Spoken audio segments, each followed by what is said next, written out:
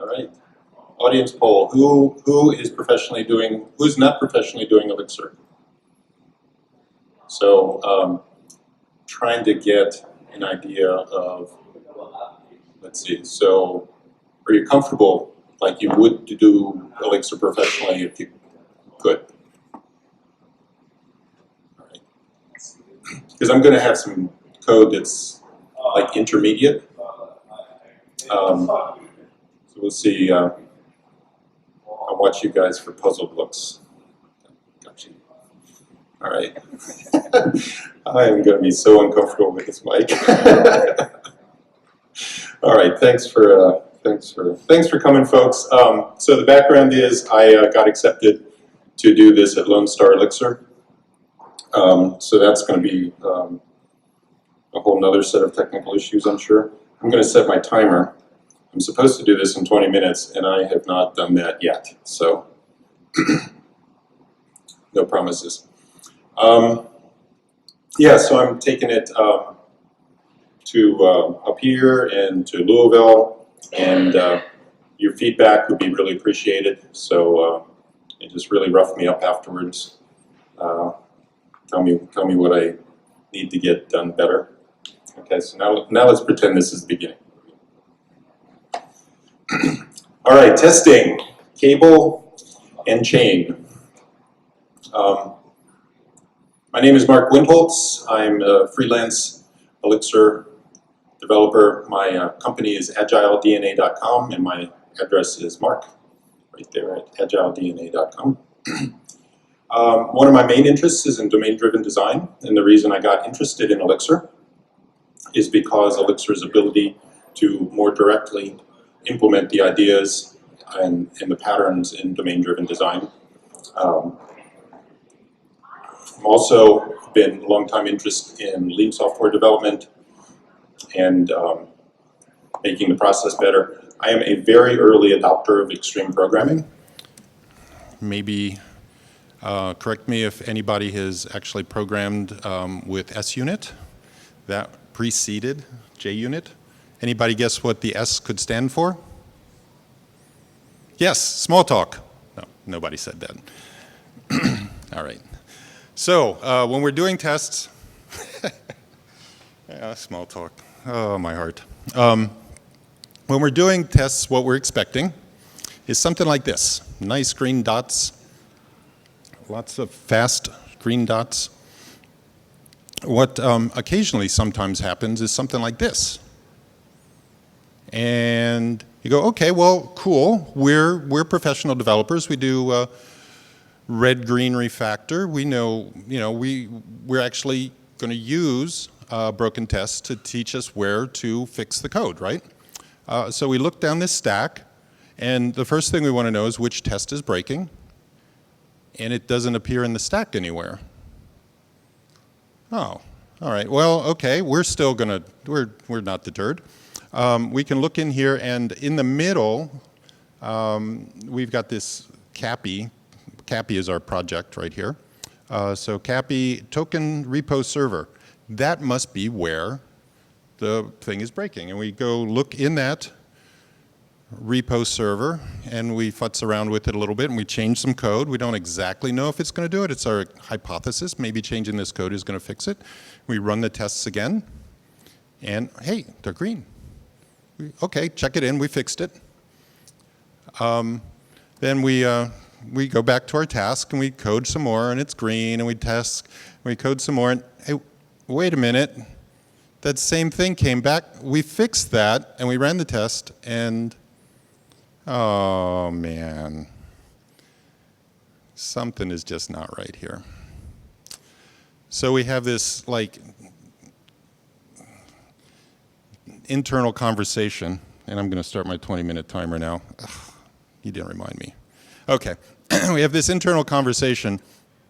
What is going on? Are these tests helping us or hurting us? We're spending a lot of time futzing around with this thing, and it's turning red and green, and we don't know why, and we called a couple of people over, and we don't know why, and I don't know. So the rumor is that good tests enable things like agility and domain-driven design and evolutionary architecture and getting our features done faster and eventually, or primarily, making more money. That's the whole point. That's the rumor. But we keep hitting this red thing that pops up every once in a while and we don't know why. Yeah. There's a conflict here. So I'm saying, and I'm proposing, no, I'm not proposing, I'm copying it from a whole bunch of people who have said the same thing in the past, but I'm calling it by different names, so that's my original contribution. Cables and chains. I'm going to say that there are developer types of tests that are cables and some that are chains. So cables connect to faraway places, like is the database and the UI talking together? The thing about a cable is if there is a, if it breaks in the middle, if there's wear in the middle of it, you can't take this cable. You can't take that and like tie a knot on it. You can't like go out onto the side of the mountain and weld it back together again. If there's a problem with this cable, it has to be rebuilt. It has to be reconnected from one side to another, right? That's kind of one of the things with cables. J.B. Rainsberger calls these integrated tests. I like that idea. It's basically multiple parts of your project connecting together. And they're really good for asserting that things are connecting correctly. You don't really want to use them to check your business logic out. Why? Why not cable everything? Well, okay, simple thing. If there's X number of conditionals in your program, then you basically have 2 to the X paths. And that's a lot of tests. That's a lot of tests. And turns out the setup for those things gets very complex. When you've got complex tests and lots of them, the whole thing is slow. So you just get this, yeah, that's not the best graph, don't look at the numbers, but you get something like that. And when you update these things, well, they're really hard to change. The good news, though, the good news about cable tests and why I've seen people really like them is you get your report coverage up really quickly. You can get to like 70% really fast because one test goes through an awful lot of your code. And it turns out that it makes it green on your archive, right? You're not asserting anything. So it's hard to get from 70 to 90, but you get to 70 really quick, right? So gotta, like engineering, you gotta do pros and cons, right? So the other kind of test I want to talk about is chain of links. So I call it chain, that's really link testing, but chain makes a better alliteration. So when each link is strong, the chain is strong, and so good unit tests I think of as chain links. So for these, you assert business logic and every conditional branch, and the various ranges of values that you pass to it. Pound the heck out of this thing. That's a chain. So about this point when putting this together, I looked at that and I said, well, I'm no longer happy with this visual metaphor, right? This chain actually does connect two things, right? So the metaphor is kind of falling apart. So I somewhere I decided, well, this is really the kind of metaphor. This is chainmail armor, right? Each one of those links protects one little piece of the soldier, one little piece. And so that's kind of the metaphor I have for these chain link tests. Lots and lots of little ones, very simple in concept and linked together. So yeah, they can fail. And when they fail, only 1 or 2 of them break, right? Just really small numbers of them break at the same time. The rest of the chainmail is still functional, and hopefully that's just a flesh wound. So maybe they can go on. It depends which one, right? It could be critical. Any case. So what is a unit?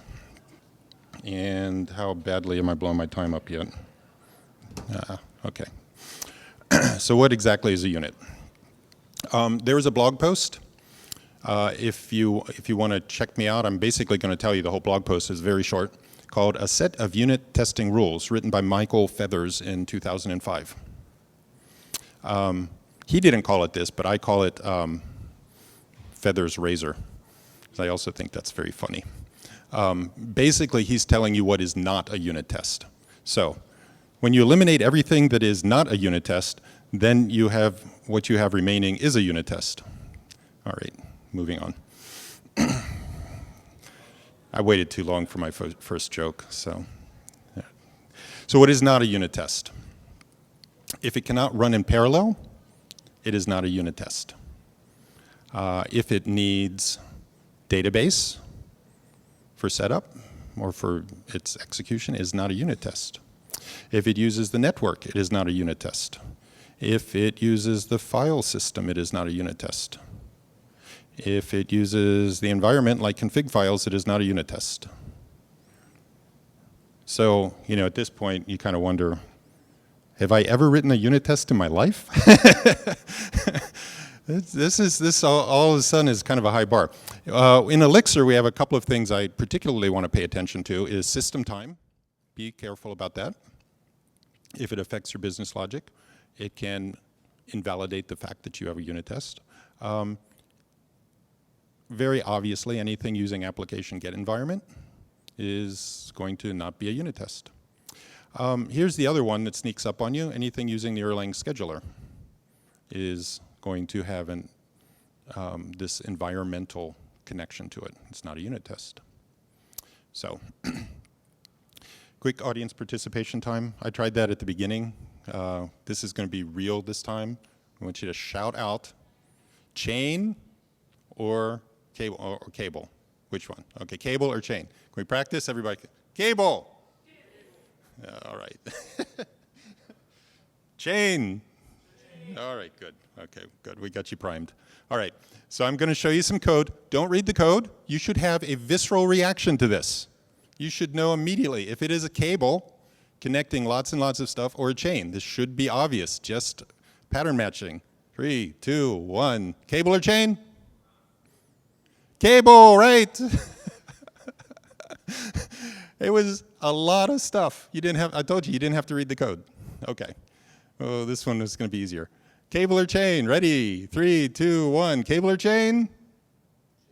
Chain. Oh, you guys are great. All right, yes. And it's most probably chain. Okay? We cannot exactly. I mean, Matt is ready to call me on it.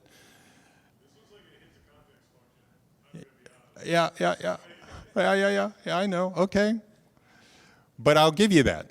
It's most likely. It is. You cannot look at a code and say it's exactly a chain link, but you can pretty much tell when they're cable. Okay. So this is most likely a chain link. Details will be coming soon. Okay. Unit testing. The kind of the summary of all of those Feathers Razor rules is it should have no side effects. So the cool thing about functional programming is functional programming should have no side effects. Well, that's kind of cool. We should be writing everything as unit tests, right? So a function with side effects is actually called something else. It's called a procedure. Okay. What? Okay. Is a procedure, and when it has side effects, when it has no side effects, what that also means is if you give it the same arguments, you get the same return value. You get the same answer every single time. There's nothing else going on. There's nothing hidden in the environment that's going to change that answer. In a procedure, if you're hitting the database and the database is not there, it could potentially fail, or it could maybe not have the data in the database. You could give it the same arguments and get different return values. Your test then becomes, and your procedure becomes non-deterministic. You don't know exactly how that's going to behave. That's what makes it hard to test. So, pure functions have no side effects. tests of pure functions are unit tests. This is kind of good alignment, I think. Pure functions are easy to test. This is a little bit too pedantic at this point, but we'll move on. So what happens if you need to actually talk to something in the real world? You need side effects, right? So let's isolate those. That's the strategy. Put them somewhere special. We're going to take a look at an example. I'm going to show the first version that is untestable, and then use global stubs to make it testable in a bad way. So I'm not going to suggest we do either of these, but we're moving in the right direction. Then we use local stubs, and then cable chain separation. Ready to go? All right. The example, so in 2012 and 2013 on YouTube, you can find talks by Gary Bernhardt. A great talk called Boundaries. Has anybody seen that already? All right, cool. So he spends the first half of it talking about basically how to do functional programming in Ruby. All right, we don't need to do that part. We started out with functional. Cool. And then he does this example, and we're going to use the same example. I'm going to do it in Elixir, of course. Then in one of the talks I saw, they had a question and answer afterwards, and he basically goes on to kind of say that the things he's advocating should probably best be done in Erlang. So I don't know where he is these days, but here's his story. Here's the user story. For all users, if an account has expired, and I forgot this, and the user is active, then send the user an email and say they need to pay their subscription, they need to pay their bill, right? This is what it looks like in the non-testable version. Is the text size okay for everybody? I tried to blow it up.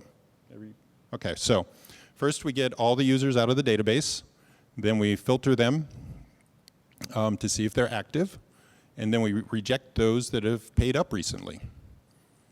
And then what's left are the people we need to send emails to. So we send this, we call this service, this user mailer, and say there's a billing problem.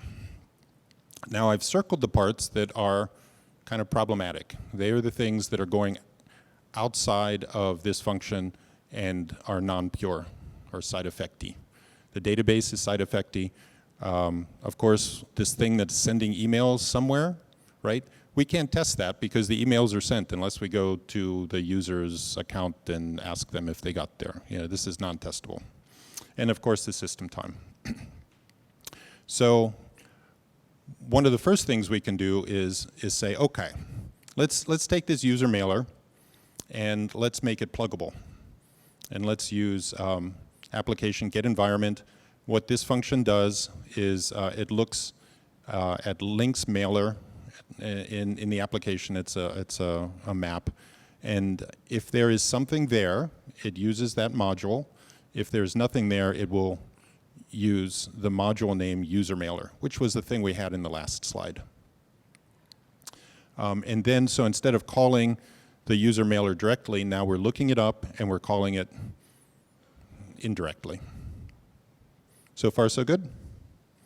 Over in our test now, we can have a user stub, a user mailer stub, with one function, and that function just sends us the same process that the test is running in. It sends it a tuple that, oh, you can see my arrow, terrific. It sends it a tuple that says billing problem and the name of the person that had the billing problem. So over here in our test, what we have, there's a little, we want to kind of be careful here. This is extra setup now. We, in our test, we insert ACE into the database as a user. Then we get the old mailer that is at this location, that links mailer location, and we save that old mailer. And then we put the stub mailer in that place. And then here's the thing that a lot of people forget. On exit, we have to tidy up again. We have to tell it to go use the old mailer.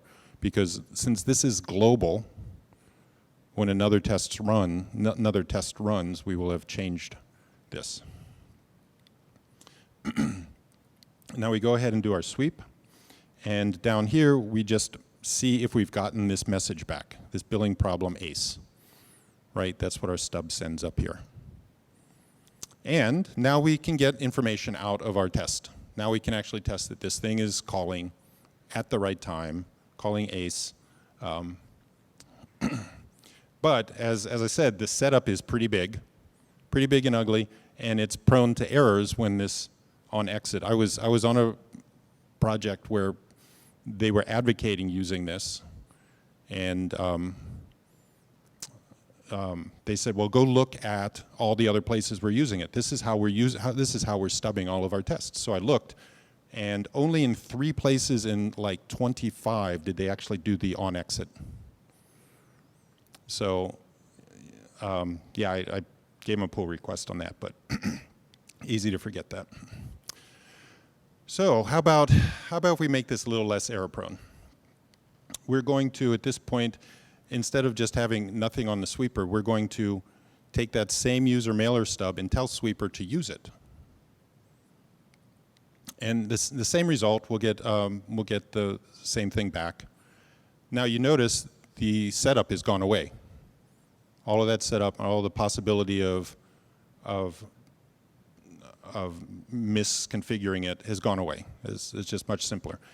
This now is a deterministic function in that it will do, well, no, it isn't deterministic because it has a database, but it's getting better. There's our mailer stub. Here's how the sweeper now looks. In the sweeper, instead of doing the default in the get environment, the parameter, if you're not aware, this slash means that if it is a default. So if there is no parameter given for user mailer, it will use the user mailer module. So there we go. We've got that. We've got the user mailer. A little bit better, right? Oh, and I got my very slow arrow. I forgot about that animation. So, I was supposed to talk about this construct, this way of passing in things is using a higher order function, is a type of higher order function in that you're passing a function in or a module in to do that job. So that's where that comes from. And another slow arrow. Okay. Higher order functions are not necessarily scary. This is not a scary thing. We use these all the time as an Elixir programmer in things like enum map. We're passing functions into these library functions all the time. What I'm saying here with local stubbing is that we should do that in our tests too. It keeps everything local. That's the point. We're not changing global space, which is what gets your tangle. Actually, Jose Valim in his post in 2015 actually said this at the very bottom of the post. I don't think a lot of people get all the way to the bottom of the post, but if you read mocks and explicit contracts, read all the way to the bottom. Passing the dependency as an argument is much simpler and should be preferred over relying on application get environment. And yes, I put that in quotes and at the same time mistyped it, so I will fix that. Don't put that on your review cards. I got it already, I know. Yes. Okay, so that's where we are. Looking good. It is still not single responsibility principle. You know that one? He knows that one. What am I talking about? This function is doing multiple things. Any function doing multiple things, any module doing multiple things is bad. So what is it doing that's multiple? Okay, in the beginning, it's getting things out of the database, and then at the end, it's sending things, and here in the middle, you've got the business rules. So you're basically mixing the navigation of the objects with, you're mixing the navigation of the objects with the business rules. Another slow arrow. All right. I would be on time if it wasn't for my slow arrows. Maybe my stupid side comments, but okay. So let's get rid of that. Let's do something about that. So now this is where we separate. We did the local stubbing. Now we're going to separate the cable and the chain. Here's the cable. Basically, we're still going to put something in the database. We're going to pass it a pass-through function that basically does nothing. It takes users and gives it back users. And then we're going to give it the pass-through function along with our stub, and we get back our billing problem with ACE. Now, down in the sweeper, we've replaced our business rules with this filter, which we are going to, I need another round arrow there somewhere. You're a very patient audience. I'm assuming that anyway, because nobody's thrown pizza at me yet.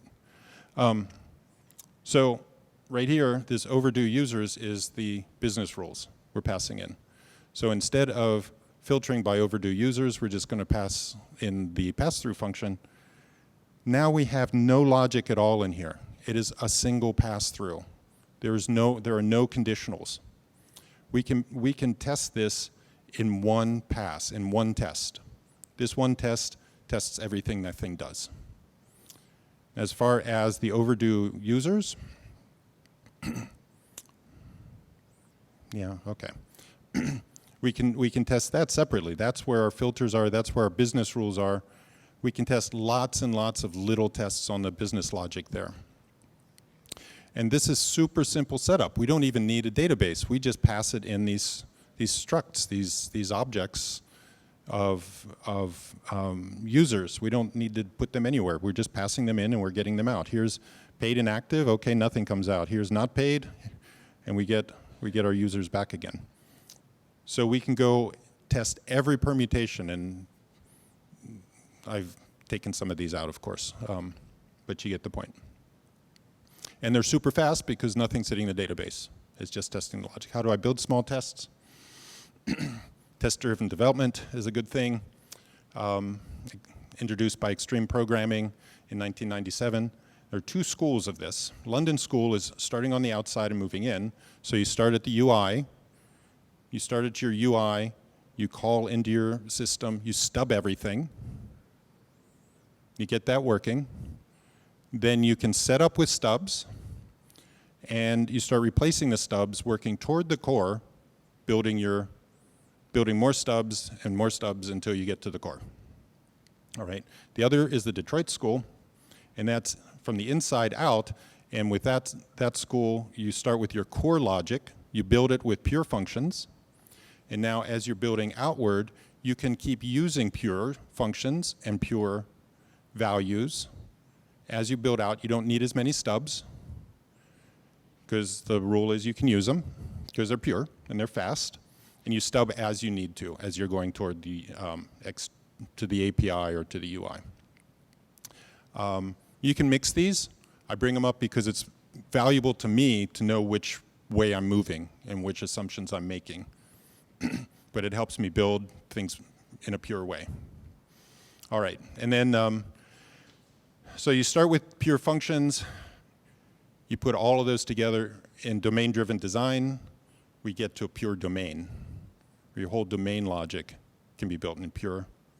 Not going to talk about that. So recap, for new code, separate your functions from procedures, put your logic in functions, TDD helps. For old code, large setup raises a yellow flag. Take a look at what's going on there. If you're using global setup, it also is a yellow flag. I don't know why I picked those colors. So move things to local stubs. And once they're in your local stubs, start adding purity, extract your code, move your dependencies up the stack. So as you move your dependencies up the stack, you get purity at the bottom of the stack. Purify your domain. Sounds like a good thing. And everybody wear chainmail while you're coding. I don't know how that would do for recruiting, though. That would probably scare people away. Why are they all? There's probably some static issues there too. If you're doing hard work, yeah. I don't know. Maybe that grounds you. I don't know. I'm starting to like this microphone way too much. Now you won't get me away from it. All right, thank you. I'm done.